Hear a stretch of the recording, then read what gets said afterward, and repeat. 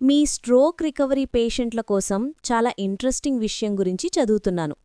అదే ఫిజియోథెరపీలో వాడే ఫారెడిక్ muscle stimulation అంటే ఫోరెడిక్ మజిల్ స్టిమ్యులేషన్. మీరు బహుశా ఇది వాడే ఉండొచ్చు, కానీ ఇది ఎలా పనిచేస్తుందో తెలుసుకుంటే చాలా ఆశ్చర్యంగా అనిపించింది. సో బేసిక్గా స్ట్రోక్ తర్వాత బ్రెయిన్ నుండి మజిల్స్కుండే ఆ డైరెక్ట్ కనెక్షన్ కట్ అవుతుంది. బ్రెయిన్ ఆదేశాలు ఇస్తూనే ఉంటుంది, కానీ కండరాలు వాటిని వినలేవు.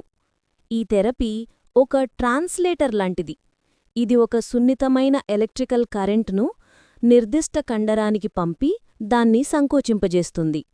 ఇది హే ఇలా కదరాలి అని ఆ మజిల్కి మాన్యువల్గా గుర్తుచేసినట్టుంటుంది. ఈ సింపుల్ యాక్షన్ రెండు ముఖ్యమైన పనులు చేస్తుంది. మొదట, ఇది కండరాలు క్షీణించిపోకుండా కాపాడుతుంది, ఇంకా రక్త ప్రసరణ బాగా జరగాలా చూస్తుంది. కాని అసలైన అద్భుతమైన విషయం బ్రెయిన్ పై దాని ప్రభావం.